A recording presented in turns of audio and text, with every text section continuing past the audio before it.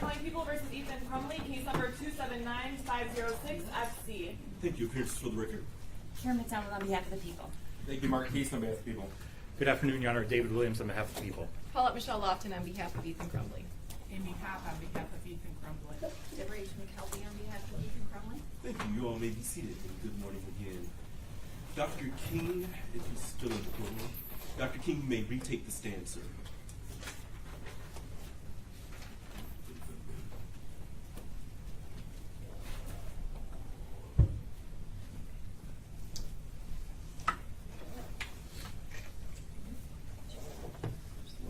Sir, you may be seated. You are still under oath.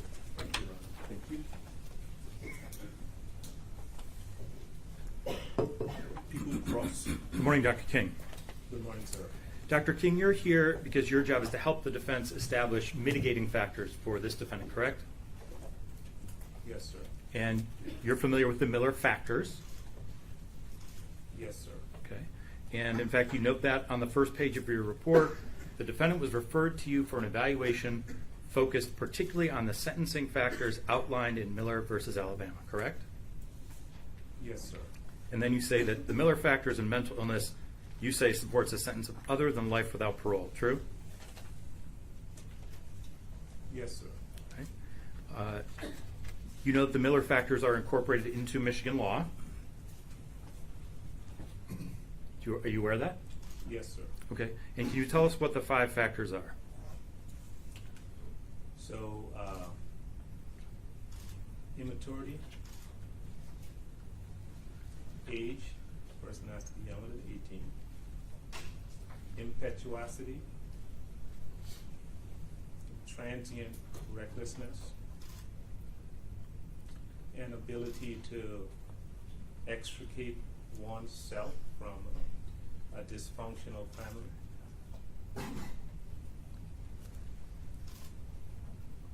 Anything else, doctor? I probably missed a couple. I didn't memorize them. Okay, so doctor, in fact, under the law, there are 5 factors. First is chronological age, hallmark features among them, immaturity, impetuosity, failure to appreciate risks and consequences. Does that sound right? That's about right. So most of what you described goes to that first factor. The second is the juvenile's family and home environment, and you talked about that, the inability to overcome his circumstances, right? Yes, sir. There are 3 other factors: the circumstance of the homicide offense, the incompetencies of youth, which affect how the juvenile might have been charged or convicted of a lesser crime, and the possibility of rehabilitation. Correct? Yes, sir. All right. Doctor, when were you retained in this case? I think it was contacted on or around, and my timeline could be off. I want to say in November. It was just around Thanksgiving of 22, I believe. Again, my timeline could be off. And you were provided some materials to review, Yes, sir. and then you interviewed the defendant. I did. Over how many sessions? I believe over 6 sessions. And can you tell us when those were? Sir, I did not memorize the date. I think the first time I met the defendant would have been around January 4th or 5th. I think that is the first time I interviewed him. I interviewed him twice virtually, and maybe 3 or 4 times after. The last time I interviewed him was probably July, I think 10th or 11th. I don't have the access to my calendar, so I didn't memorize those dates. Okay, doctor, what do you have with you today? Before you move on, the first meeting you said that was on January 4th or January 5th, was that of 2023? Yes, sir. Thank you. And then your last meeting, of course, would have been in 2023 as well, sir? Yes, sir. Thank you. You may proceed. Thank you. Doctor, what do you have with you today? I have my PowerPoint, and I have a copy of the presentation. I have my iPad. I have a model of the brain, and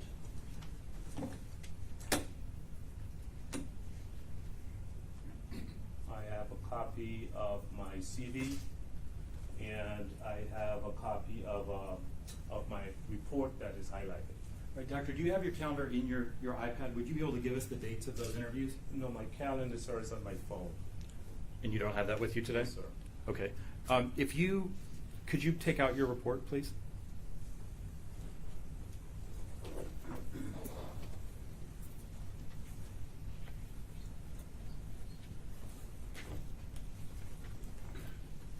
For the record, his report is also in defendant's end, is that correct?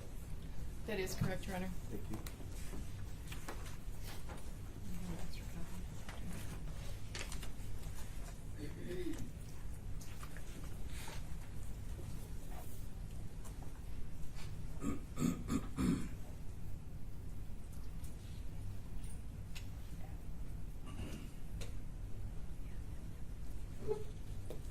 So, Dr. King, you have your report in front of you? I do. And so we're clear that's your report dated June 16th, 2023, and you sign it on page 69, correct? I do. All right. If you turn to page 3, Doctor, does that help refresh your recollection regarding any of the dates that you interviewed the defendant?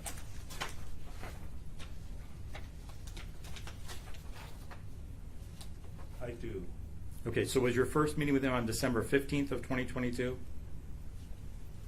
That is correct.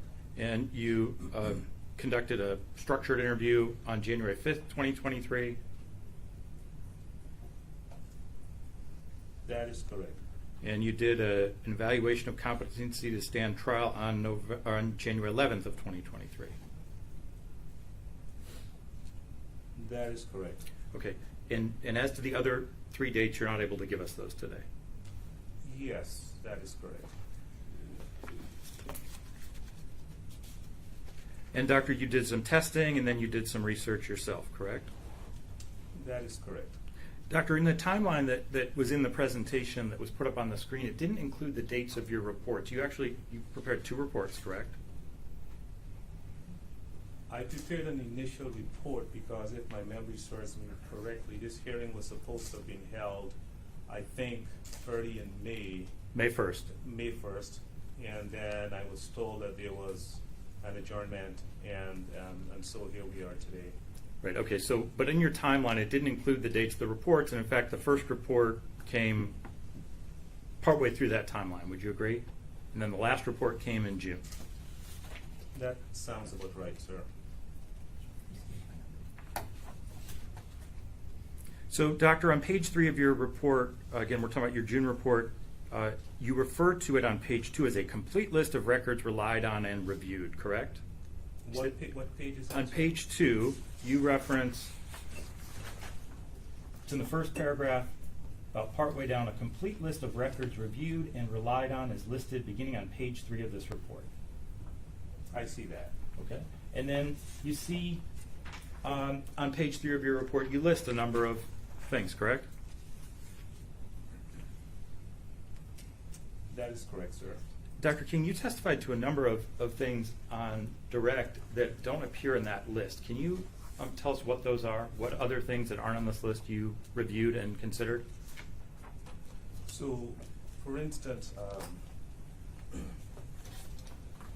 Dr. Kadir's report from Easter Seals, which is comprised of 1,310 pages.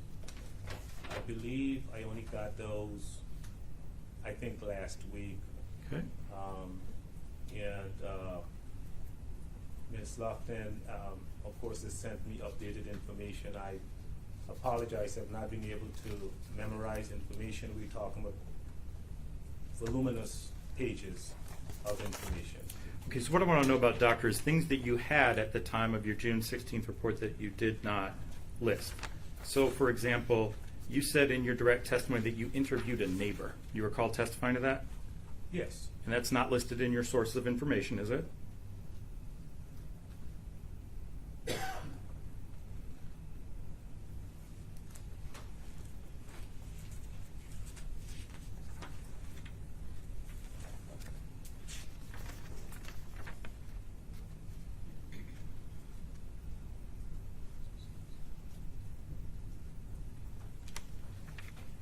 That is not listed here. I do not see it here. Okay, in fact, when did you conduct that interview? Probably it was about, I think about 2 months ago, and again, my timeline could be off. I don't have my calendar in front of me, sir, so I'm not able to give you that exact date. Doctor, you made no reference to that in your report, did you? It's not in my sources of available information. Is it referenced anywhere in your report? I don't see a reference here, sir. Okay, but I'm not, there are a bunch of things you referenced that aren't listed in your sources, and we'll talk about that. What I'm asking you is, did you make reference to your interview with the neighbor anywhere in your report? Is there any way I would have known that about that before today? Yes, so, can I explain? Please. So, you have, sir, a copy of my PowerPoint? No, sir, I don't. Okay, I apologize for that. So, it's not mentioned in your report. Did you document that interview with the neighbor in any way? I did.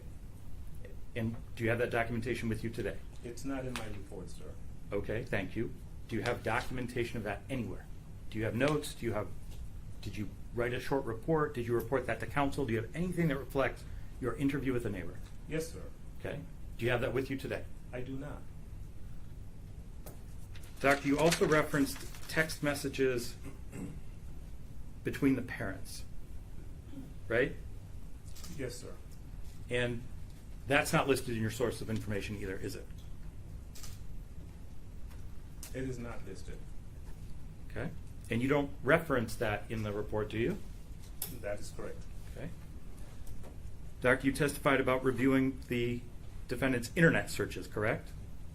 That is correct. And in fact, you mentioned something about researching something about a dog, right? About burying the dog. That is correct. Okay. You talk about he's got to go out to the shed and bury the dog, right? That is correct, sir. And he was researching how to do that. That is correct. And that's the same shed where he tortured the baby birds, correct? I don't know that to be a fact, but if you say that is the case, I don't know that to be a fact. So, doctor, you have something that no one else in this courtroom had. You had access to all the information you wanted, and you got to interview the defendant. Did you not ask the defendant about where that torture took place? The torture of, The birds. I think he said it took place in the shed. I don't know if there's multiple sheds. I've never been to the home, sir, so I honestly don't know. So, doctor, I just asked you about the torture, and then you said the torture of what? Are you aware of torture of anything other than birds? I just wanted to have clarification from you, sir, just before I answer the question. That's fine. Are you aware of any other torture committed by the defendant? Besides the birds, I don't think so. Or at least I don't recall of any other. Doctor, you also mentioned that you reviewed text messages over a period of months between the defendant and his friend B. Is that right? Is that your testimony? Yes, sir. In your report, doctor, you reference a subset of those, right? Do you have a page for me? So, doctor, you can do two things. One is, why don't we look at page 3, the 5th bullet point up from the bottom, and you list a series of dates. Text messages obtained by Paulette Lofton between the defendant and his friend B dated April 5th, 2021 to April 7th of 2021, right? Okay. But you're telling the court you, in fact, reviewed a lot more text than that. You just don't reference them in your sources, correct? That is true. Okay. And then, doctor, on pages 8 through 22, 8 through 21, you include a series of text messages. Do you know about how many those are? How many text messages? Yeah, that you include in your report. Oh. If I say roughly 200, I don't need an exact number. Does that sound about right? I would not disagree with you. Okay. And doctor, you'd agree with me, those text messages that you specifically pasted into your report are all from one day, April 5th of 2021.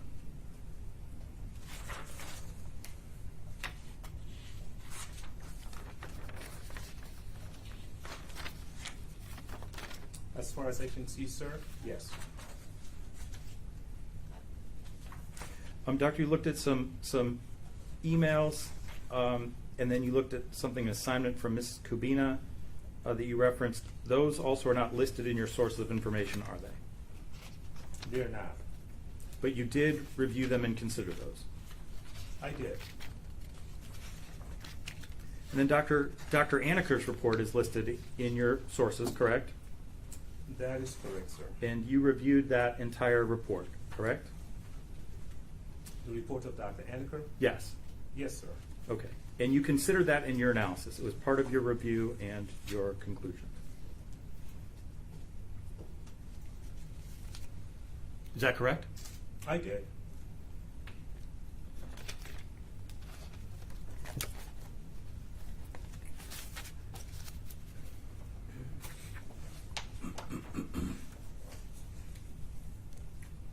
So, Doctor, we talked about the text message you reviewed.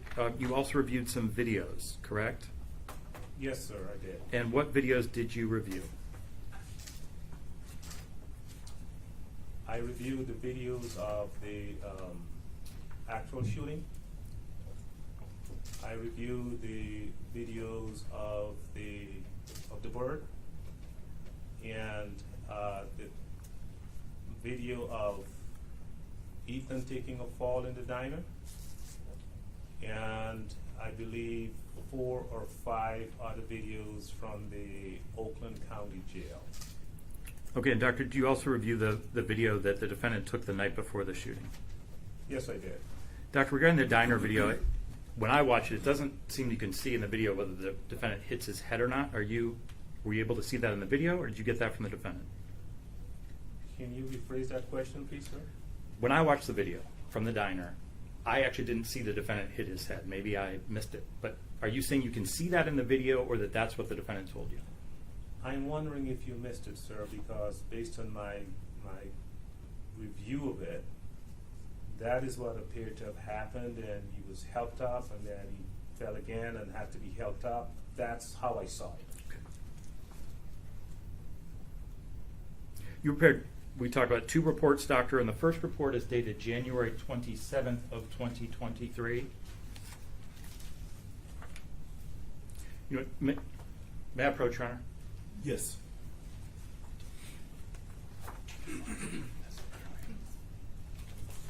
Doctor, I'm showing you what's been marked as People's Proposed Exhibit 63. Can you take a look at that? One moment, please, sir.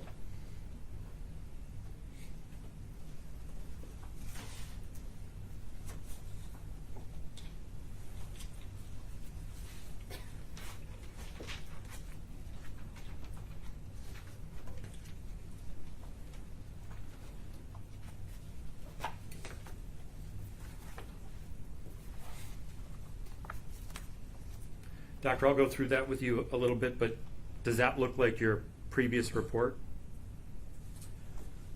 It does. I do have an updated report, June 16th, so these two, this is an updated of what I did initially. Correct. So I received 2 copies of your report. The first one is the one you're looking at now, Exhibit 63, and the other is the June 16th report. And that sounds right to you? You did 2 reports? Yes, sir. Okay. And you agree this is the first one? Yes, so I'm a little confused because I'm under the impression that the June 16th report supersedes the January 7th report because the June 16th report has information that I didn't have when I did the January report. Okay. That's important, Doctor. It's information you didn't have, and we're going to talk about that.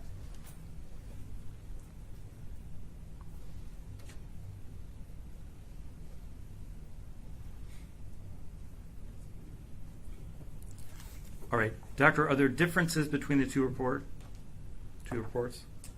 Yes, sir, there are differences. Okay, can you tell me what those are?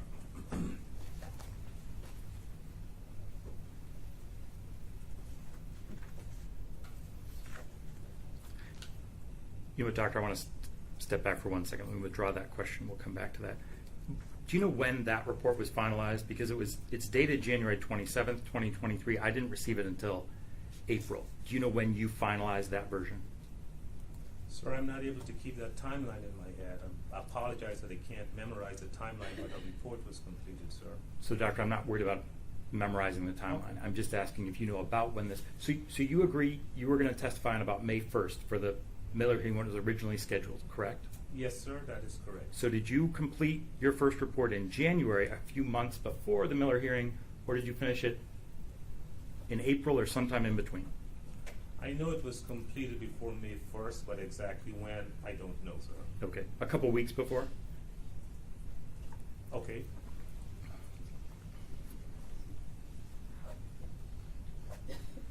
Okay, so when you submitted that report, at that time, you thought that was your final report and you were going to come to court and testify on May 1st with that report, correct? That was my understanding, sir. And at that point, you've been retained since you think November, right? I was contacted in November, and I believe I was retained shortly after. Okay, and you know you were retained by December 15th because you were meeting with the defendant by then, correct? Yes, sir. Okay. And at that point, doctor, had you been given access to everything you needed or you wanted to see for your report? I was given access to information. I don't know that I was given access to everything, because obviously since then, I've been given additional information. Okay. And at that point, doctor, if you look at your first, or the partial paragraph at the bottom of page 1 of the January report, it said you'd spent 16 hours interviewing the defendant, correct? That is correct. Okay, and then after you submitted that report, this hearing was adjourned, right? That is correct. And then you spent about another 6 hours with the defendant. In your June report, it says you've spent now 22 hours with him. Does that sound right? That sounds about right. All right, doctor, I asked you about the differences in the report. Can you go over those with me?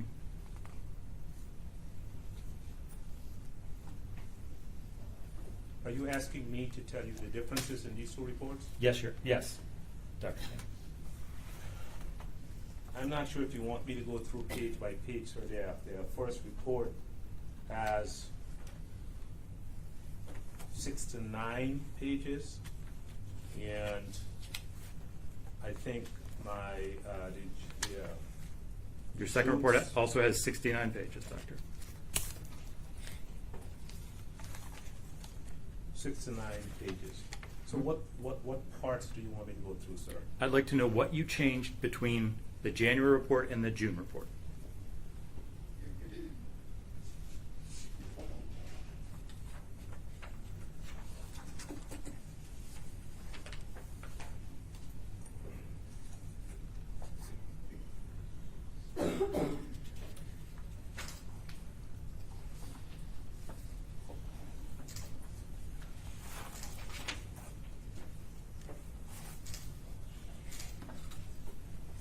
All right, so doctor, as you sit here right now, you're not able to quickly tell me what changed.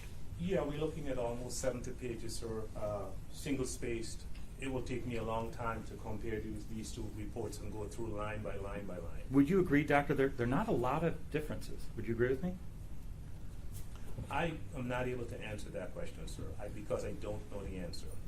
Okay, but they're both your reports, doctor, and you had an additional couple of months when the hearing was adjourned to prepare another report, right?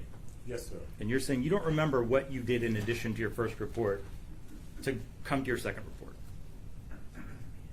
What I am saying is that between May, for instance, between May and July, I have met with Ethan Crumley. You spent another 6 hours with him, right? So, doctor, look at Before the. you move on, did you meet with him for 6 hours through May and July? Approximately. Thank you. You may continue. So, doctor, I want you to look at page 1 of your June report, and I want you to look at the second sentence.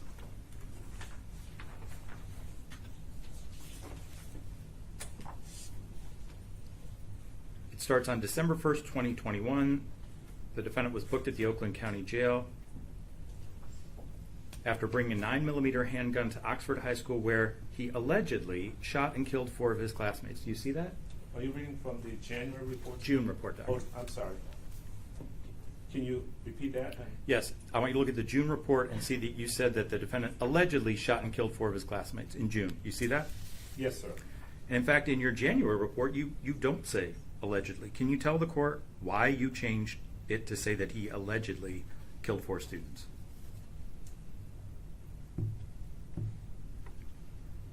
I don't know why that was changed, sir. No one has ever told you that this defendant did not kill those 4 students, correct? That is correct. You know that he did it, but for some reason you made a change to say that he allegedly did it, but you don't know why.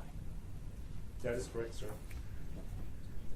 All right, Doctor, I'm looking, now we're going to go back to the January report. I want to look at page 3 of the January report, and I want to look at the items you considered. Your sources of available information. So in the January report, I'm looking at the last bullet point.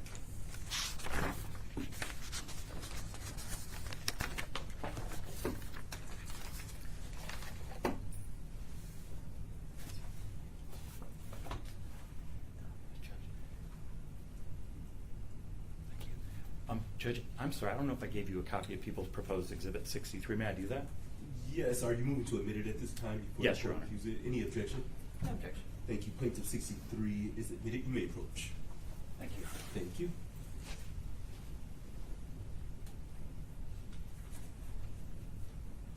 All right, so Doctor, we're looking at the last bullet point on Exhibit 63, the January report, and the last bullet point. Can you read that to us? On the January 27th, well, that is dated January 27th. The last bullet point says Oakland County's Prosecutor's Office video footage. Correct. And you list 3 videos, correct? I do. And what are those? It's the Oxford High School video of 11/30/2021 shooting. Third video recorded by Ethan. And then I have manifesto recorded by Ethan. All right, Doctor, now I'd like you to turn to page 3 of your June report. I'm looking at the June report. Okay, and the last bullet point, what does the last bullet point in the June report say? It says Oakland County deputies body camera footage. And in that regard, you're talking about the body camera footage from the jail that we saw on the screen, correct? Okay, I think so. Okay. He's wearing the spit hood over his head, and they've got him in a chair. He's upset? That is correct. All right. So, Doctor, you did, in fact, view the Oxford High School video of the November 30th, 2021 shooting, the Bird video recorded by Ethan, and the manifesto video recorded by Ethan, right? You had access to those, and you reviewed those, correct? Correct? That is correct. And then you just took them out of your June report. I don't know that I took them out. Doctor, you're welcome to as much time as you want, but if you look at that list on page 3, those videos are not referenced. Yes, they are not listed here. Okay, so you took them out, and my question to you is why? Sir, they're not listed here. And my question to you, Doctor, is why aren't they listed? Why did you take them out between your 2 reports? I'm not sure why. But you agree with me, you watched those before your January report. Can you repeat the question, please? You watched those videos before you submitted your January report. So when you listed them in your sources, in your January report, you had in fact reviewed them.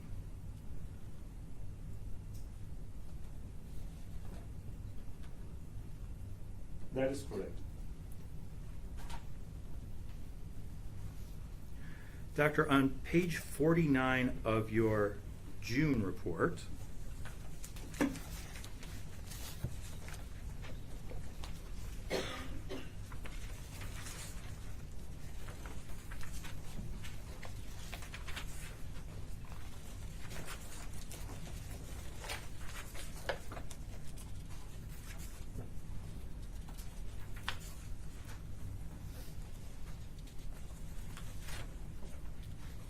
so page 49 of your June report under events leading up to the shooting, do you see that?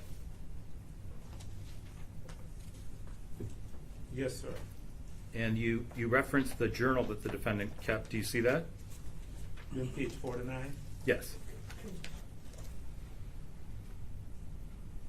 It's the first line under events leading up to the shooting. Yes, sir. When did you review the journal? At what date? Yes. I don't have the date in front of me, sir. Well, when did you receive it from council?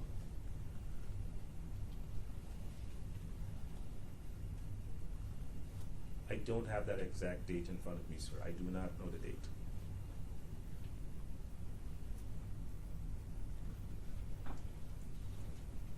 I want to jump ahead to page 68 of your January report.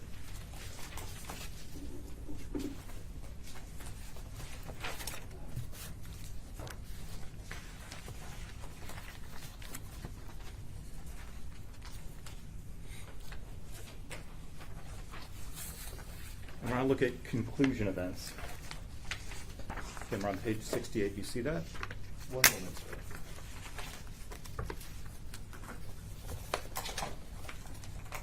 Yes.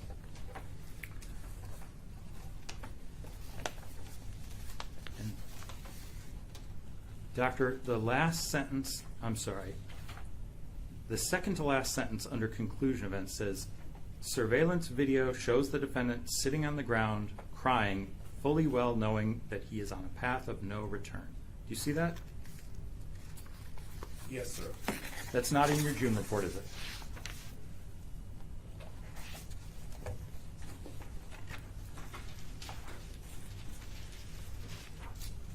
It's page 68 of your June report. It's at the top. It's conclusion events, and that sentence is taken out, isn't it? On the June report, Correct.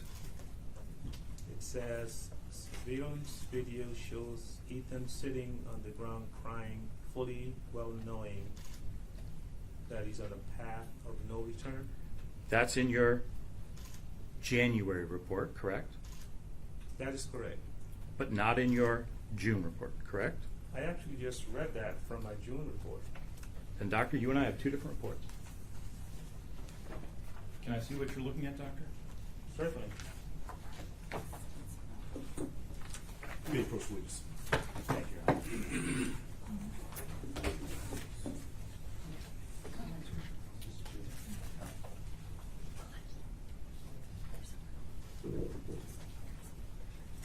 I have a copy of the report that's in my exhibit, so I don't know. Did you see that sentence? Not in this report. So do I. Your Honor, may I approach and provide my client with a copy of the report that is contained in my exhibit? I don't know if the report that he's referencing is another edit that was done, but I have the copy that was submitted to the people and that was submitted to the court. He was not provided that copy today, so I don't know if he's looking at another version. And I'll just indicate for the record, Your Honor, he showed me a report that's dated June 16th, but the language is not the same. Thank you. Are there multiple copies of the June report? Your Honor, this was a working document, and I know Dr. King can explain that. Obviously, since the first report, which was turned over to the people in April, a number of things have transpired, and he has continued to work and continue to edit his report so that the report that the court has today is the most accurate report. So if I could approach with the exhibit that was turned over to the people as well as the court to make sure that we are all looking at the exact same version of this report that is ever-changing. Thank you. He should only have the report before him that has been admitted into evidence. This is the whatever's report. been admitted into evidence, Doctor, that's the only report that you are to be testifying to. Please don't testify to reports that have not been admitted into evidence because it causes confusion. You may approach the witness and give him the exhibit that has been admitted into evidence. Thank you. Thank you. And what's the date of this It exhibit? is the June 16th report. Thank you. Thank you. People, you may proceed. Thank you, Your Honor. May I approach? I'd like to see what he brought to try and understand why there are two reports with the same date and different data. May I approach? You may. May I also approach? Yes, absolutely. And counsel could take a moment to prepare.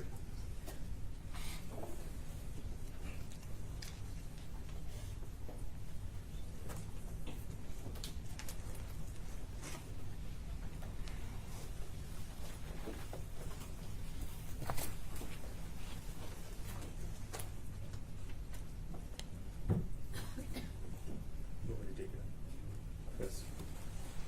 Yeah, if you take it out, please. Thank you.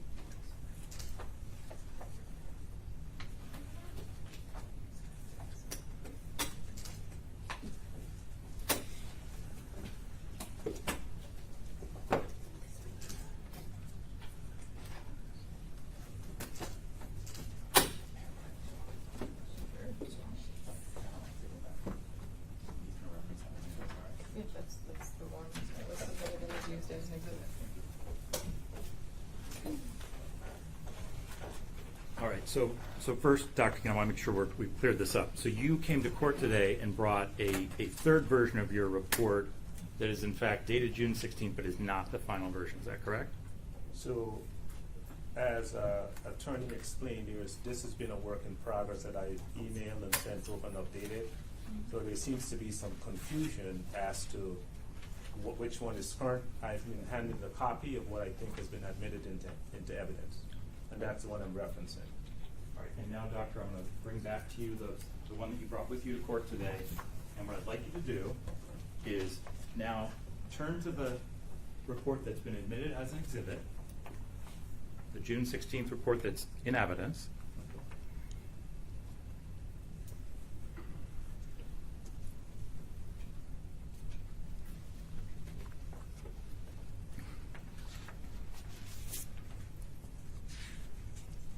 Okay.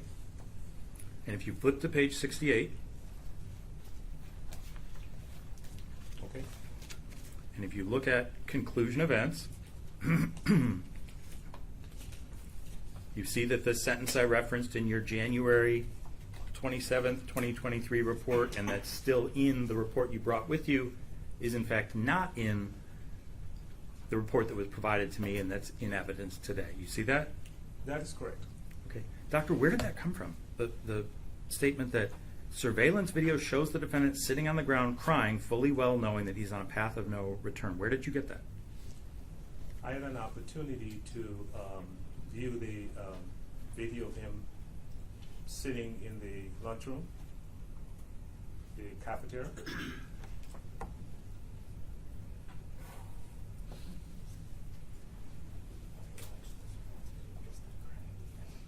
Okay. So, doctor, that's your interpretation of a video of the defendant. You say he's crying. Okay. There's no audio? There's no audio. Did you ask the defendant about that? I did not.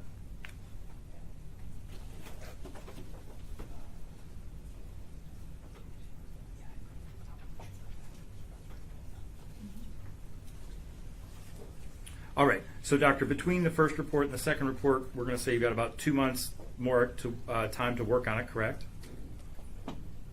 That is correct. And based on everything you reviewed and your discussions with the defendant and with his defense team, you identified all of the mitigating information you could find, correct? That is correct. And you included the mitigating information you found in your report, correct? That is correct. And in fact, that was the whole point. That's why you're retained, is to find as much mitigation as you could and then present that to the court in a report and then come testify about it, right? That is correct. And doctor, you were given sufficient time to meet with the defendant and consult with defense counsel, right?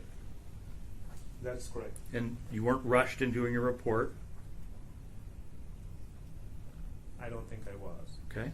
And if you felt there was some more mitigating information out there in the world, like you talked to the neighbor, if you thought there was something else, you would have looked into that, correct? That's correct. Was there anything, doctor, that you saw referenced in anything that was provided to you or that you learned from the defendant and you said, you know what, I haven't seen that, I would like to see that? Anything that you wanted to see that was not provided to you? Okay, correct. I'm asking you, was there anything in addition to what you have that you said, I would like to see something else that was not provided to you? Were you given everything you asked for? As far as I'm aware of. Okay. All right, doctor, we're going to spend some time on your June 16th report, but before we review that, doctor, did you listen to the testimony presented by the prosecution last Thursday and Friday? I did. Okay. And you've never spoken to any of the investigators in this case before, correct? I have not. Okay. And you've not spoken to Keegan or Heidi or Ms. Gibson Marshall or Ms. Darnell, the witnesses who testified who were in the school, right? You've never spoken with them.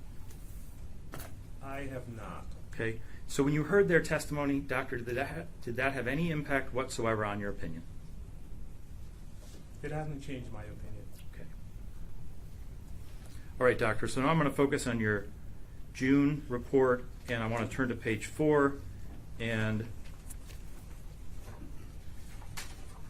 in the section under Ethan, Family Tree, and Early Influence, you represent ACEs, right? We're on page 4 of the June report.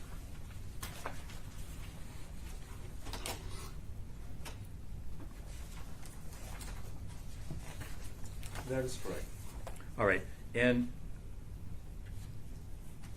Doctor, you don't reference the study that you're talking about there. You provide a footnote at the bottom, but it doesn't give me a journal or a place to find that specific report. Do you have a site for that with you?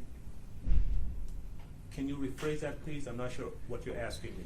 All right, so if you look at your footnote 2 on page 4, you talk about the Adverse Childhood Experiences Study, Child Abuse in Public Health, but there's no citation. You list some authors, but I wasn't able to find that specific report. Do you have a citation, some way to find that specific report? So, just for clarification, in my testing, the ACEs consist of 10 questions.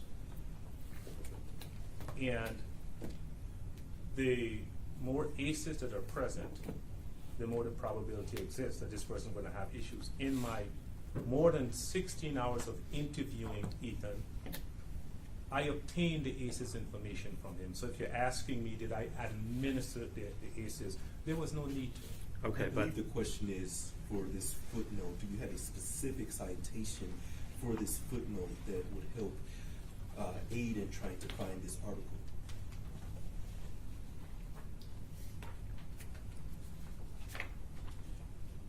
The citation is listed there where it says the Adverse Childhood Experience Study, and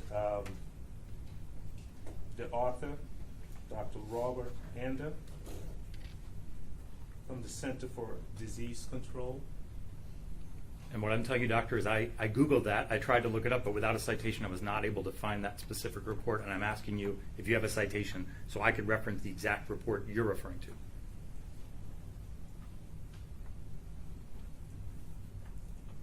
This is what I looked at, sir, in terms of the ACEs coming out of the CDC. Do you have a copy of that, Doctor? The report you're referencing in footnote 2? I don't have a copy with me. I looked at the study coming out of the CDC and Kaiser pertaining to the ACEs. So, Doctor, I think this was in your slide, but that study looked at the adverse health effect on the child, right? In this case, the defendant, not on, so the things they would experience later in life because of the ACEs, right? That is correct. Health effects and heart problems and stress and all these things, right? That is correct. The reason I'm asking for the study is because in your description on paragraph 4, you say that ACEs culminate in numerous antisocial activities such as aggressive acts, unwarranted violence, and heinous crimes. And I couldn't find that anywhere in relation to ACEs. And I'm asking you, where do you get that from? Sure. Sir, if you were to research and look at the information surrounding the ACEs study, I think it was conducted in 95 and 97. My dates could be off of 17,000 subjects. There is a litany of information in terms of what happens to someone who possesses these X amount of ACEs. And so the problem is, Doctor, you can't give me that report. You can't cite that to me so I can question you about that. Okay.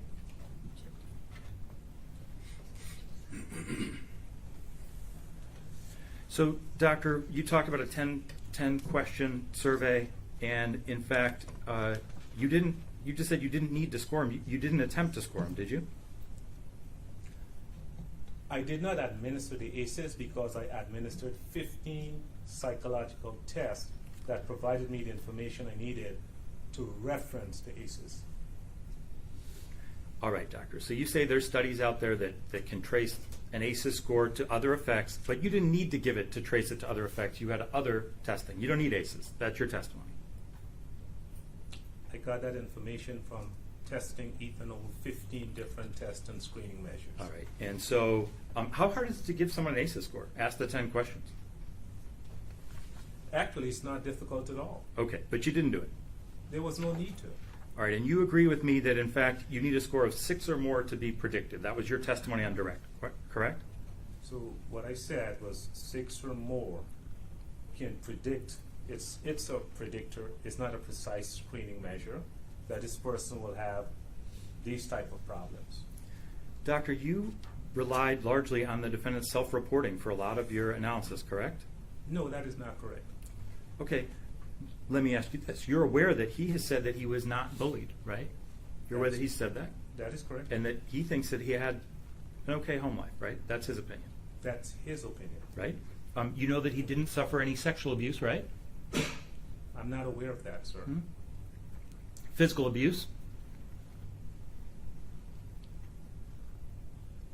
That is debatable. Okay. So, doctor, can you, as you sit here today, can you tell the court that in fact this defendant has a score of 6 or higher on ACEs? Absolutely. All right. So you can score him on ACEs right now. 100%, sir. Okay, let's do that. Take Absolutely. me through the testing, take me through the 10 questions, and let's talk about his score. So I don't have the question in front of me, but I can ask some of the questions to get the information to that question. I'll be happy to walk you through. Okay, please. Okay? You want to ask about, Doctor, so we're clear, I don't care what you want to ask about. I want you to tell me the defendant's ACEs score. That's what I want to know. You said you didn't do it, you didn't need to, but now I want to know what his score is. sir, I was very clear with you that I administered 15 tests, and I said I did not administer the ACEs. I was very clear about that. You did, and then you just told me you could do it right now. I said I can give him an ACEs score based on the 15 tests that I administered. All right, doctor. So why don't you give me his ACEs score based on the 15 tests you administered? So his score will probably range somewhere between 6 to about 8. And that's based on the other tests that you gave him. Yes, sir. And that's not anywhere in your report, you agree? I did not administer the ACEs. Doctor, on page 6 of your report, Before we get too far from this issue, there was something I want to clear up.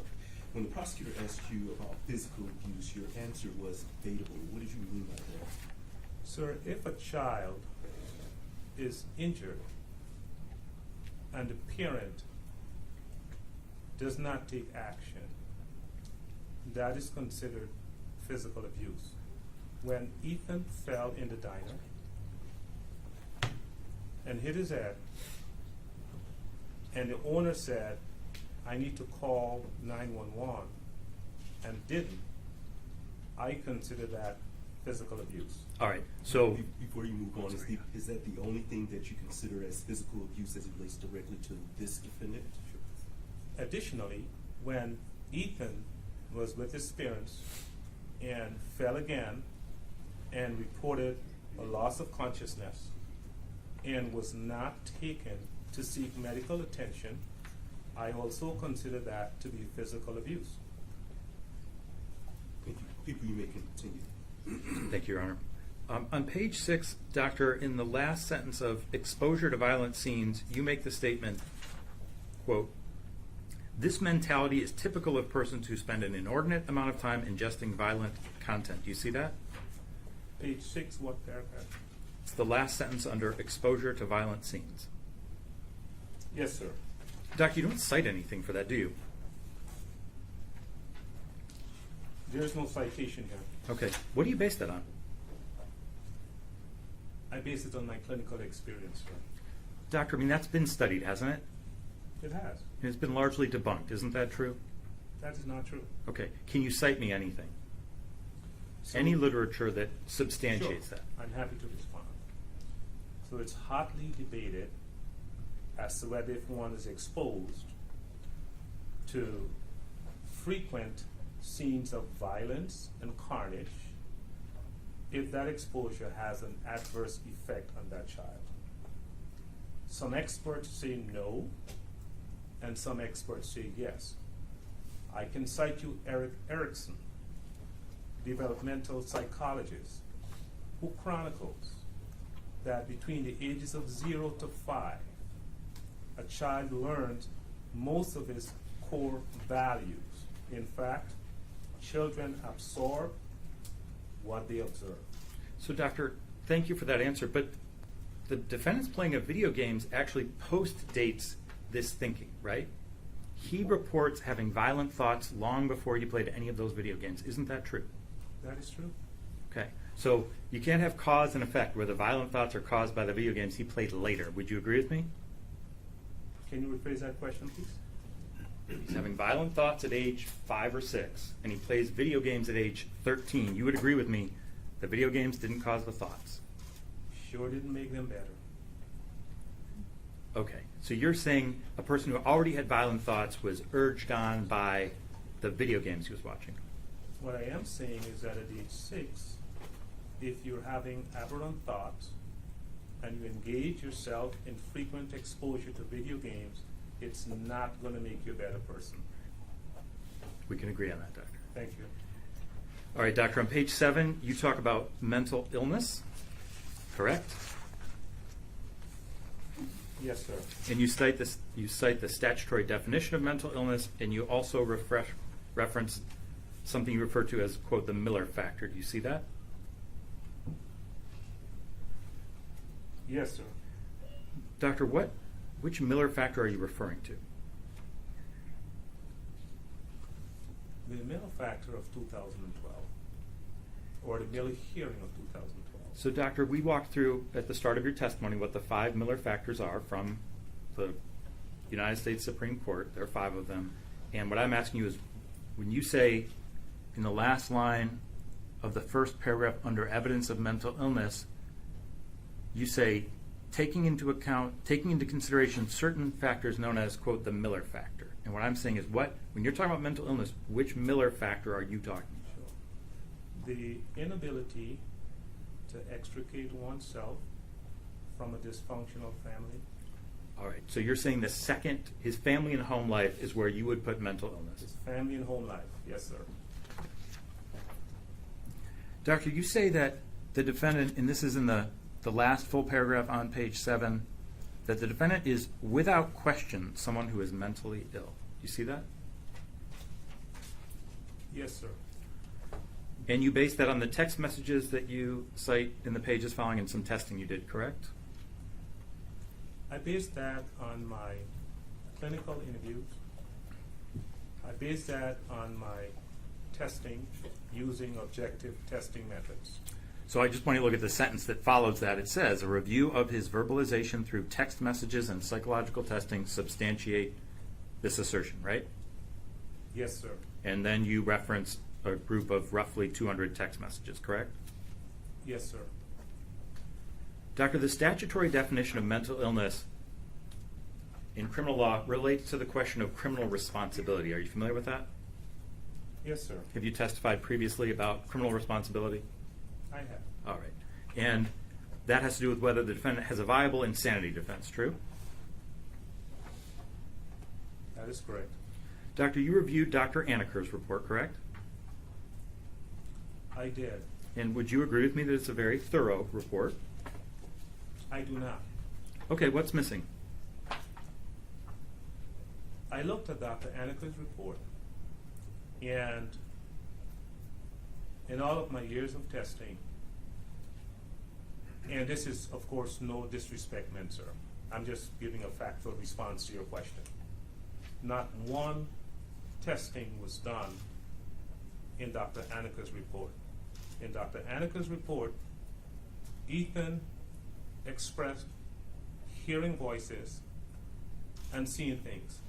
In Dr. Anaker's report, Ethan said that at age 6, he went up to the preschool person, and this is what he said: "Wouldn't it be cool if cars can just crash into this school and kill a lot of people?" And the person said, "Then why would you say that?" That is referenced in Dr. Anaker's report, sir. Right, it is, exactly. Why is that a problem or something missing in her report? So to conclude that such a person does not have mental illness is striking. All right, so doctor, other than the absence of testing, anything else that you, where you disagree that it's a thorough report? It is not, sir. Okay, outside of the testing, what else do you think is missing? So to diagnose someone with mental illness, there's 3 ways to do that. You look at the brain. Which you did not do, correct? I did not do. Correct. You test the brain, Correct. which I did, times 15. Okay? Then you use cluster of symptoms using the DSM. That is the Bible or the Quran for psychologists. There is no evidence that that was done. And then the fourth way, which most people do, is to guess. I did not see 1, 2, 3. Okay, doctor, you both didn't test the brain, right? I'm sorry? Neither of you tested the brain. You've agreed with that. You didn't give him an MRI. Neither of you did. Neither you nor Dr. Aneker tested the brain. No, that is not true. I'm sorry, imaged the brain. Thank you. I Okay, did not. So number one, neither of you did number one. That is And- correct. And your testimony is you did number two. You gave him 15 tests, right? And you're saying Dr. Aneker did not. It was right? not evident in her report. Okay, and you're testifying that the third method is to look at the reported symptoms, correct? Yes, sir. And in fact, that's exactly what Dr. Aneker did. She included that. She just disagreed with your conclusion, right? She didn't deny you had symptoms. I don't think that's true, sir. You just referenced her talking about this report to the person on the playground at the school, right? She included that, right? Her conclusion was that he's not mentally ill. That's right, doctor. In fact, she cites all the text message and many more than you do that when he talks about, I have hallucinations, right? She includes that in her report. Would you agree with me? She did. Okay. So what I'm trying to get at, doctor, is I asked you if it's a very thorough report. You said no. You said she didn't do testing. And I'm asking you, what else do you think was not in her report that makes it not complete or thorough? Looking at cluster of symptoms, looking at the DSM, and based on the guidelines of the DSM, which is a diagnostic and statistical manual, if someone tells you as a psychologist, I am hearing voices, if someone tells you as a psychologist, I am seeing things, and if you look at your text messages, and in their text messages, it's replete with, I am seeing things. There's a demon in my house. Let me take a video. That is evidence of mental illness, sir. Mental illness is real. So, doctor, you have not answered my question. I'm not asking you if you disagree with Dr. Aneker because I know you do. What I'm asking you is, she references all of that in her report, and she disagrees with your conclusion. And I'm saying, what else is missing from her report? Could you just answer just that question, please? I don't know what else is missing from our report, Okay, sir. so just the testing. I don't know what else is missing from her report, sir. All right. And in fact, her report cites extensively from the record. Would you agree? She cites a lot of text messages. Would you agree? Yes, sir. And extensively from the journal. Would you agree? Yes, sir. She talks about his internet searches. Would you agree? Yes, sir. The bird video, Yes, sir. the video of the school shooting, Yes, sir. her own questions of the defendant and his responses regarding those things, correct? Yes, sir.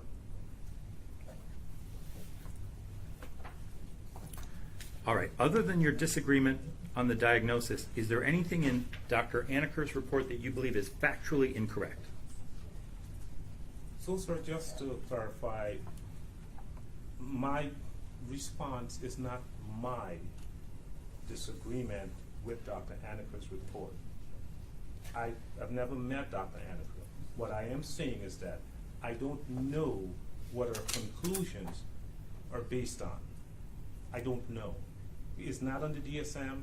It's not based on testing. I don't know what the conclusions are based on. Doctor, I've asked you a straightforward question is, are any of anything in her report factually incorrect? It's a yes or no question whether you believe she had something that's factually incorrect. It's difficult for me to answer that question, sir. Well, you didn't highlight or note that she got something wrong, did you, in terms of the facts? And the reason why it's difficult for me to answer that question. Doctor, you can address that and redirect. I'm not concerned with why it's difficult. Thank you. Okay.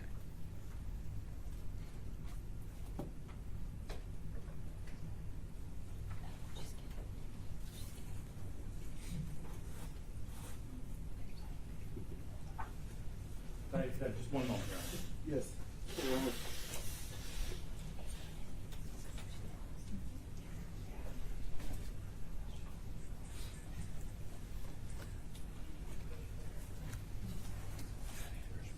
Okay. Doctor, I'd like to show you Dr. Aniker's report. You indicated you did review it, correct? I did, sir. May I approach the witness, Your Honor? Yes, and could you just reference which exhibit that would be in your binder? Your Honor, this is not yet an exhibit, but I am going to move to admit it. Doctor, may I approach, Your Honor? Yes. Doctor, I'm showing you what's been marked as People's Exhibit 64.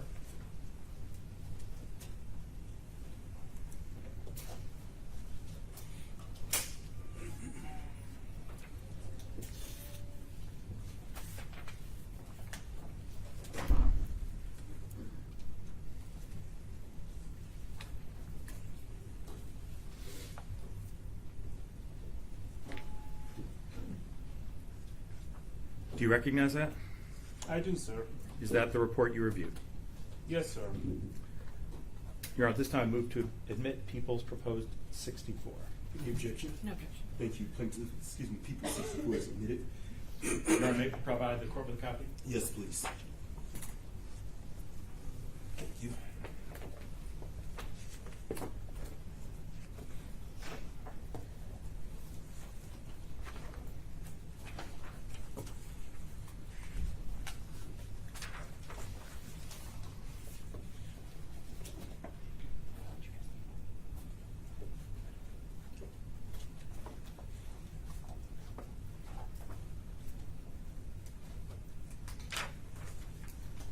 Right, Doctor, I want to look at page 61 of Dr. Aniker's report.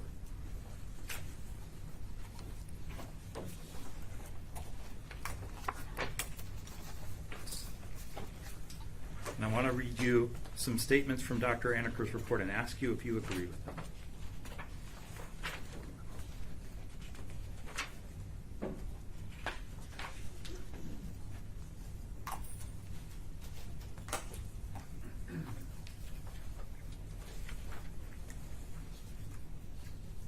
Pretty close to the end, Doctor. It's 67 pages, I think, and it's page 61. Thank you. I'm there now. All right.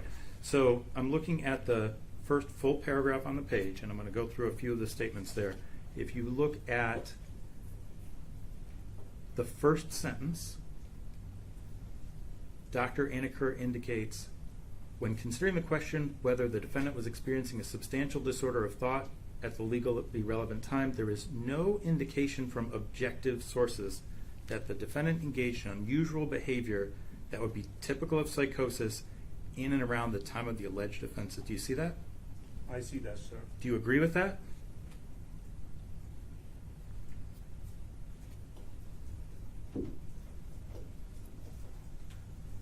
I don't know what those objective sources are that she's referencing, sir. Well, that's what my question to you, Doctor. She says there aren't any. And what I want to know is, do you have any objective sources that the defendant was experiencing or was showing unusual behavior that would be typical of psychosis in and around the time of the alleged offenses? Do you have any objective sources you would point to? I do. Please tell us, Doctor. We all saw the video, sir. The video of the shooting. We saw the video of the shooting. All right. And you're saying he's exhibiting signs of psychosis during the video of the shooting. We saw the video that he made the night before. We listened to him saying, "I am a demon." I'm glad you brought that up, Doctor. Do you know what that's in reference to? I don't know. Do you know who the defendant's idol is? I don't know. You didn't ask him that? No, I don't know. He references it in the journal. Did you not read the journal? I read his journal. Okay. And you know he idolizes another school shooter. Are you aware of that? I am aware of that. Okay. And do you know that the reference to a demon is a direct reference to that other school shooter? So for someone to verbalize that tells me that person has a serious thought disorder. So if I say to you, Doctor, you know, that other school shooter referenced demons and I really think he's great, you're going to say I have some evidence of psychosis because I referenced that and I admire that person. I would say you have some serious issues. Okay. Any other objective evidence?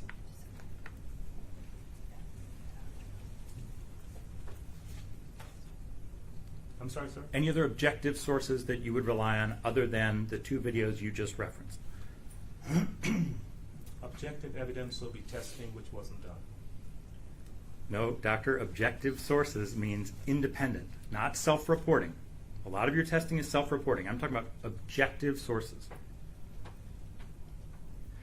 Let's help with this, doctor. Can you Yeah. explain to the court the difference between objective sources and subjective sources? Sure. Objective sources are sources that are devoid of my opinion and that exist. Subjective sources are sources that where I can infuse my opinions and thoughts. That's my definition. But doctor, it's not just your opinion, it's also the defendant's opinion. You're looking for something that is not based on his opinion or yours, that's objective. So you'd agree, like, the videos are objective. The video's the video, right? Yes, sir. Okay. But the defendant's statements, your take on them, that's not objective. You agree with me? Okay. And what I'm asking you is, do you have any other objective sources that Mr. Crumbly engaged in an unusual behavior that would be typical of psychosis in and around the time of the alleged offense? I do not. Okay. All right, moving down that paragraph, doctor, it says, and this is Dr. Anaker's analysis, there is ample audio and video recordings of Mr. Crumbly both immediately before and immediately after the shooting. In none of the videos that this writer reviewed does he appear to be in the midst of a psychotic episode. In the videos immediately after the shooting, the defendant is observed communicating clearly with the police in a way that appears rational and relevant, suggesting reality-oriented thought processing. Are you aware of the video that she's referring to? I am not, sir. Okay, did you review videos of him shortly after the shooting? I did not see the videos of him outside of the school. So you did not see the videos of him in the sheriff's department vehicle, I did not, sir. and you did not see the videos of him sitting at the sheriff's department substation. I did not. Would you agree that those are objective sources that would allow you to get a look into what the defendant was, how he was behaving, and whether he was engaged in unusual behavior around the time of the shooting? I do agree, sir. And you did not see those, correct? I did not see those videos.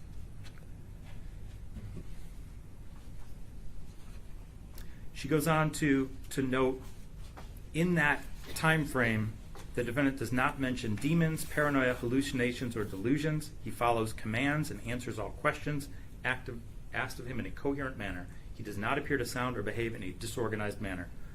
You don't have a basis to disagree with that. You didn't watch those videos. I actually agree with that opinion, sir. Okay. He follows commands, answers all questions in a coherent manner. You agree? I do agree, sir. All right.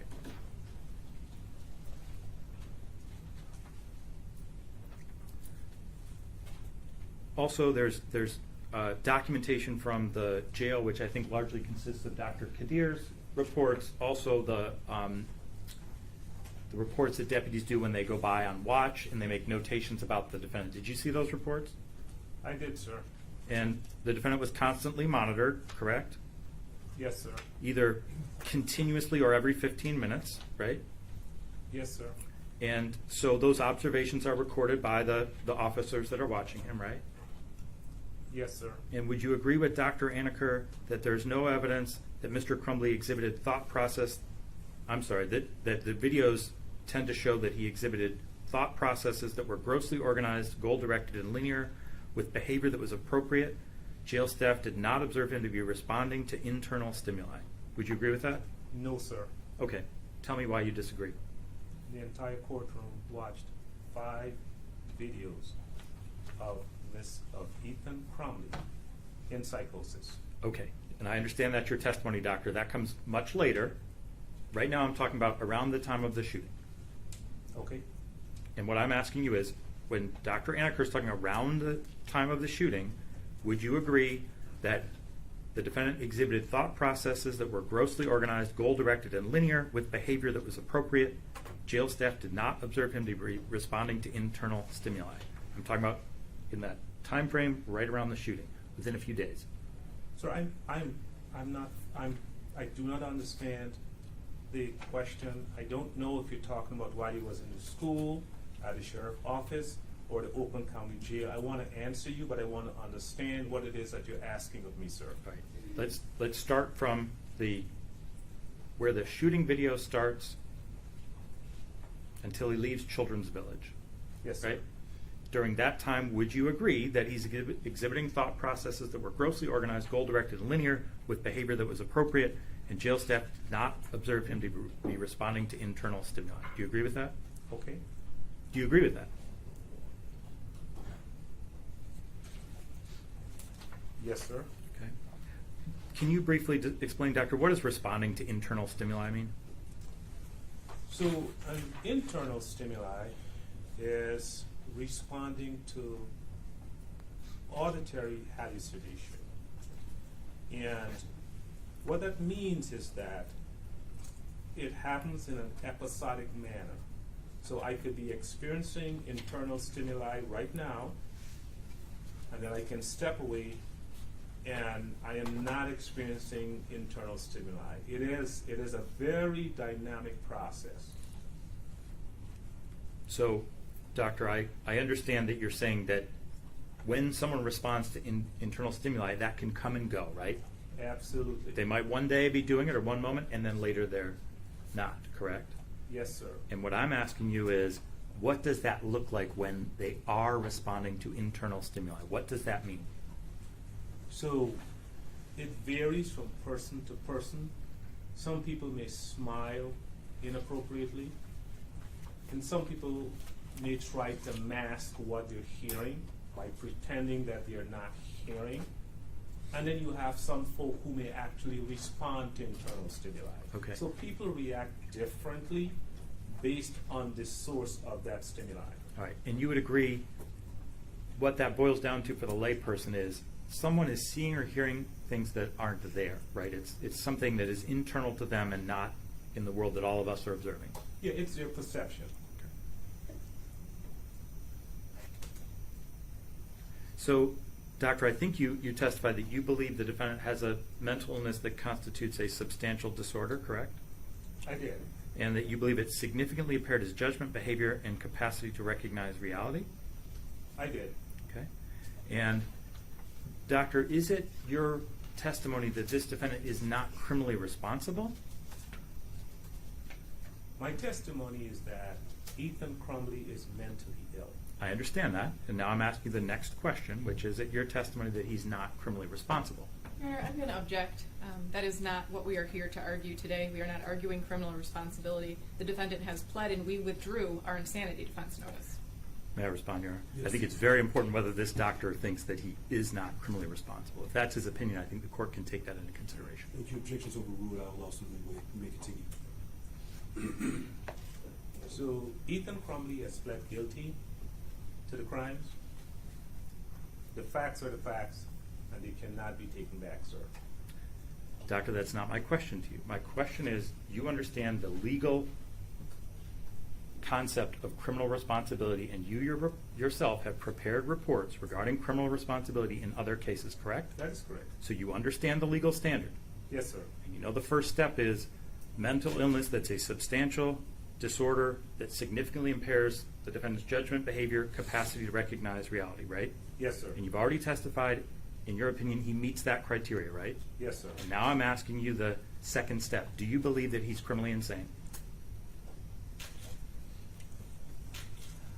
I believe he's mentally ill, and his mental illness played a factor into the events of the shooting. So, doctor, it's a yes or no question. Do you believe he's criminally insane, or do you not believe that? He's already pled guilty, sir.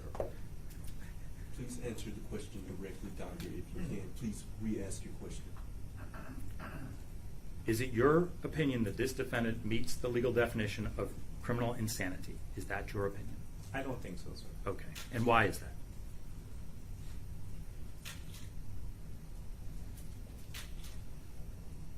Can you rephrase that question, please? Why is it that you believe he suffers from a statutorily defined mental illness, but you do not believe that he's criminally insane? So I believe he has a diagnosable mental illness, and he engaged in a horrific act which took the lives of several students, and he's pled guilty. And my understanding is that he was found to not be criminally insane, and I will go with that opinion, sir. Okay. And you know from your own work what the second step is after mental illness, right? What is the second step? What is it that this defendant does not have that makes him not criminally that makes him not insane? Sure. That's a very high standard one has to prove. One has to prove that the mental illness was directly related to the act that followed. Right. And so, doctor, the legal term is that the defendant, in fact, appreciates the nature and quality of the wrongfulness of his conduct. That's the standard, correct? Correct.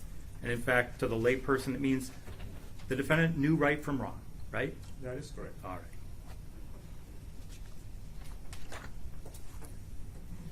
So, doctor, one of the things you rely on to substantiate the mental illness and this psychosis you talk about are the text messages that you include in your report, correct? Yes, sir. And you say that the statement that he's without question someone who's mentally ill is substantiated by those text messages. And I want you to turn to the pages of your report that include those. That's pages 8 through, I think, 21. Can you just reference which report, the June report? The June report. Thank you, Your Honor. And I'm going to try to stick to the June report now. Thank you. What page, sir? So the text messages, I think, start at the bottom of page 7 of your report.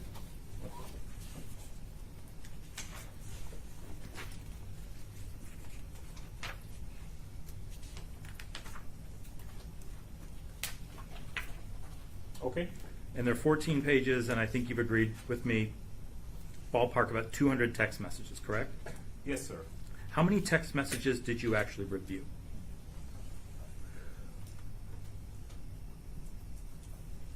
I don't have an exact number, and so I can't give you an answer to that. What I do know, I reviewed,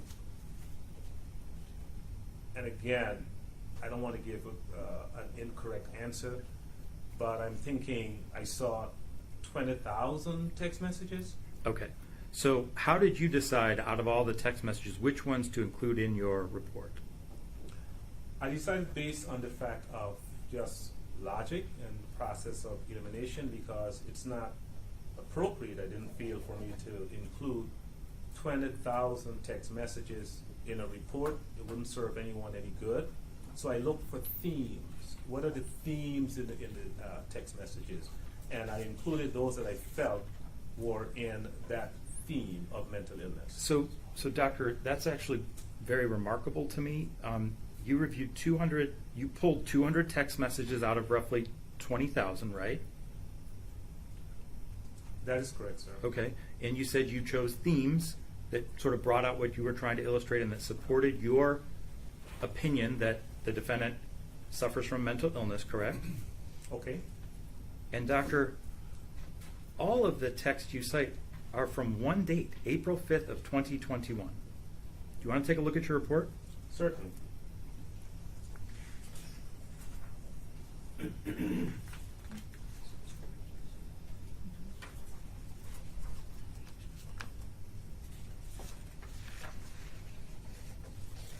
That is correct, sir. So you cite about 1% of all the text messages, and all from the same date, and you indicate that 1% one day substantiates mental illness, correct? That's the basis of your opinion. So the basis of, no, that is not correct, sir. Okay. How come you didn't cite any other text messages, doctor?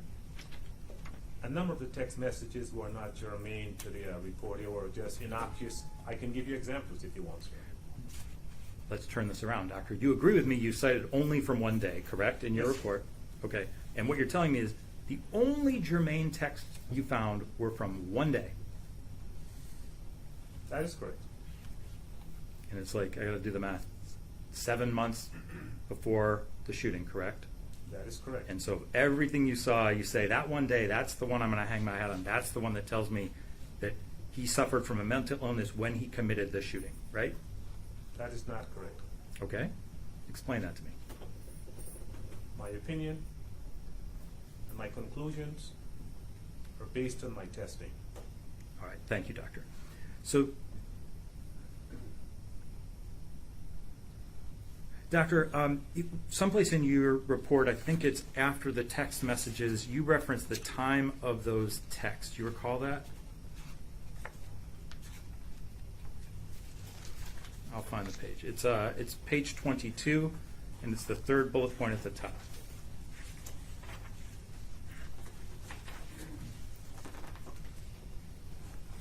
That is correct. And you say most messages were sent around 4 a.m., correct? Yes, sir. And that was remarkable to you and significant, correct? That is correct. Okay. Doctor, are you familiar with something called UTC? Can you spell it out to me, sir? It's U, the letters U, T, and C. It stands for Coordinated Universal Time. I know the letters are out of order, but it stands for Coordinated Universal Time. Are you familiar with that? I don't know if I am, sir. All right. So, Doctor, you based your assumption that these messages were sent around 4 a.m. based on the little time indicators for each message, right? They each say 4, 5, 20, 21. They start at 3:50 a.m. and they go until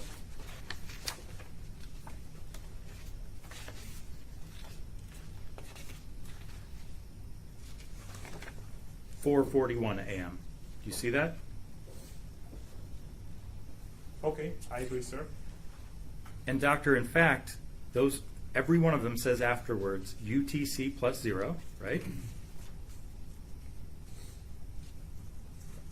Okay, And you agree with that we're on Eastern time, right? that is true. And are you aware that Eastern time is UTC minus 4? Okay, Are you aware of that? okay, sir, yes. So those messages were in fact sent between 11:50 a.m. and 12:41. I'm sorry, 11:50 p.m. and 12:41 a.m. Are you aware of that? I am not, but I agree. So your assumption that they were sent around 4 a.m. is it's just that's an assumption you made, and it's just not true. Okay, Doctor, you testified that you have seen the defendant recently, or at least during your testing, and that you agree he is competent to stand trial. I did. Okay. Doctor, you were played the jail camera video, right, that you discussed where the defendant is showing signs of distress and upset, and I think you say psychosis, right? Yes, sir. Doctor, the prosecution brought that to your attention, to the defense attention, right? We're the ones who said this is concerning behavior, right? That is correct. All right, and you then reviewed that, didn't you? That is correct. And you consulted with counsel, and you were asked your opinion, right? That is correct. About whether this person was psychotic or competent and able to proceed with this hearing, right? That is correct. And you said he is, right? Yes, sir. You also would agree with me that that behavior comes after the defendant had been in the jail in a one-person cell for 16 months? That is correct. And you would agree with me that the defendant was not behaving that way right before, during, or after the shooting. You'd agree with me. Okay. Would you agree with that? I don't have evidence otherwise, so yes. Okay. He wasn't behaving that way when you interviewed him, right? He was not. He hasn't been behaving that way during this hearing, right? That is correct. And so this is the only incident you're aware of where the defendant exhibited that kind of behavior. Can you rephrase that question, please, sir? This is the only incident you're aware of where the defendant has exhibited that kind of behavior. Are you referencing those 5 videos? I'm referencing, yes. Are you aware those are all from the same incident, all from one date? I'm not sure. Okay. I'm going to tell you that they are, but what I'm asking is, outside of those 5 videos, are you aware of any other instance where the defendant was behaving like that or showing those symptoms? Actually, I am. Okay. There are serious concerns about suicidal ideation, which is why he was on suicidal watch. So, doctor, those were instances where he had something in his cell, might be trying to tie it to a speaker. He said he wasn't suicidal, but they were concerned, right? That is correct. There were a few times when they thought he needed to be observed constantly because he showed concerns about suicide, right? That is correct. That's not the same as psychosis, is it? Actually, for one to try to harm themselves, is an expression of mental illness. I asked you about psychosis, doctor. Psychosis means a break from reality. Right. And someone thinking about killing themselves is not broken from reality, are they? Yes, sir. All right. So you're saying thoughts of suicide are a symptom of psychosis. That's your opinion. That's the testimony you're offering to the court today. I am.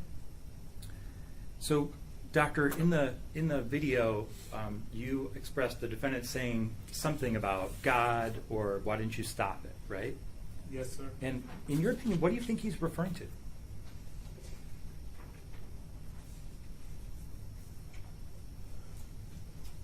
He's saying, God, why didn't you stop it?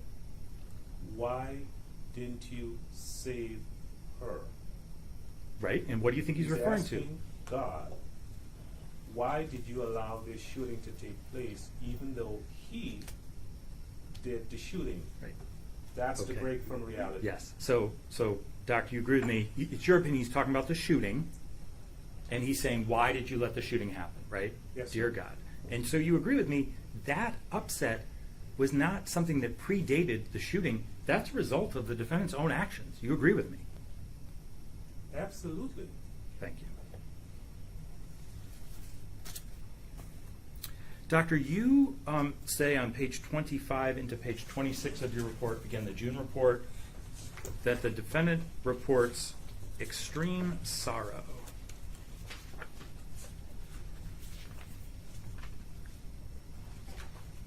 The very last few words of page 25 into page 26. You see that?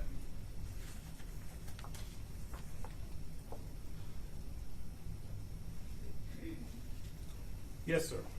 What do you mean by that? I have here that, and if I may read this to you, sir, Please. I hope we're talking about the same thing. He reports nightmares, depression, and extreme sorrow over the outcome of his actions. Right, and so what I'm asking you, that's the sentence I'm talking about, is when you say extreme sorrow, what do you mean? Ethan is slowly coming to grips with what he did and the horror that transpired at Oxford School, and he's expressing extreme sorrow.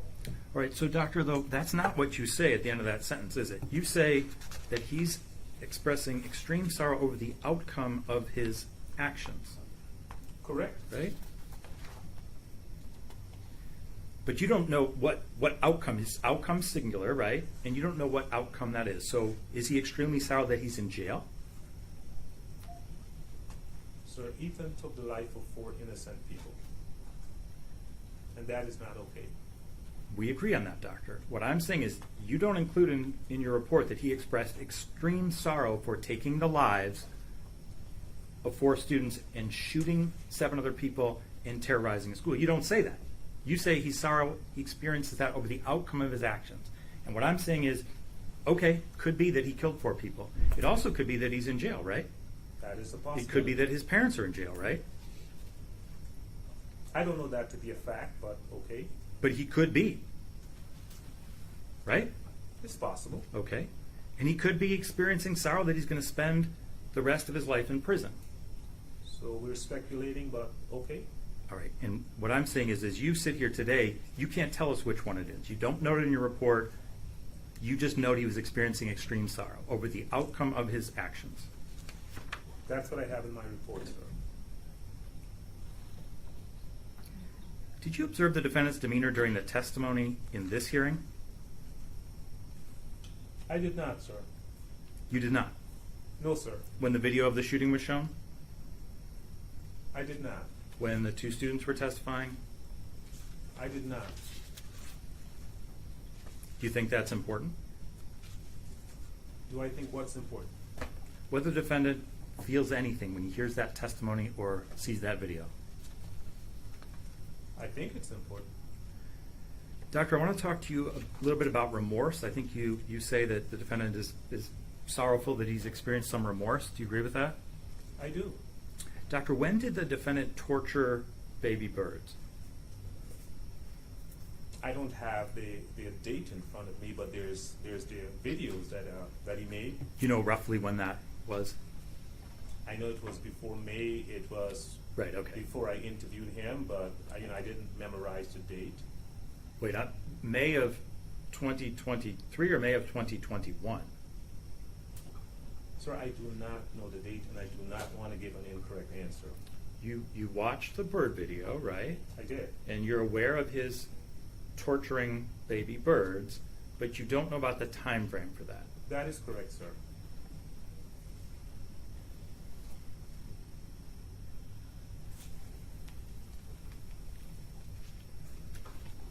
Give me just one second. On page 26 into page 27, you mentioned several times the stressful experience. You see that?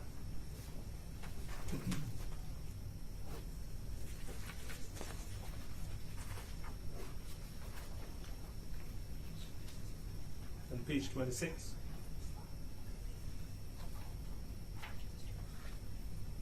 All right, so page 26 into page 27. Give me 1 second here. You mentioned several times, quote, the stressful event. Do you see that? Yes, sir. And then you conclude that the defendant probably has PTSD, correct? Yes, sir.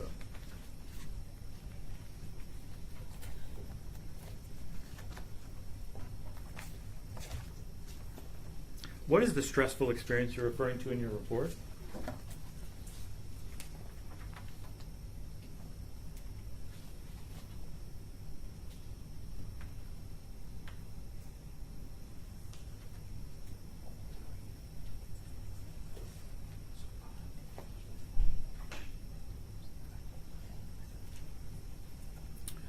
All right, Doctor, I'm sorry, we're looking at page 26 and to page 27 of your report, and you refer to the stressful experience. You refer to it four times. You see that? Yes. What is the stressful experience you're referring to in your report? So those are actually questions on the PTSD questionnaire that he endorsed. Okay? And what I'm asking you is, you refer to it multiple times, and I'm asking you, what is the stressful experience? Of dealing with the consequences of his actions, Okay. dealing with depression, dealing with nightmares, dealing with his current circumstance.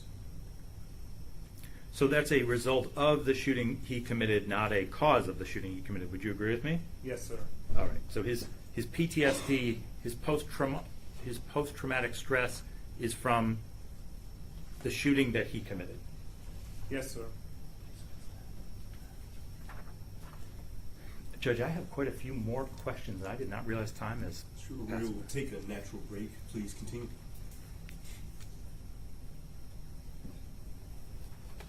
All right, Doctor, you indicated at the bottom of page 27 that the defendant, quote, feels guilty all the time. You see that? I'm getting there, sir. Page 27.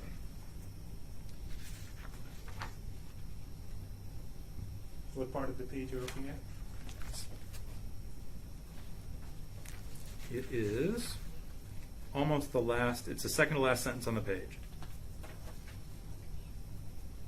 Yes, Notable responses to this inventory were the following: I feel guilty all the time, right? that is correct. And you don't indicate what he feels guilty for, right? This is in reference to the Beck Depression Questionnaire. There's a series of questions on there. Okay. So the prompt was, do you feel guilty at all, sometimes? And so he endorsed that. All right. He feels guilty all of the time. All right. So that's just a questionnaire, and it doesn't say, what do you feel guilty about? It says, do you feel guilty all the time? Correct. Okay.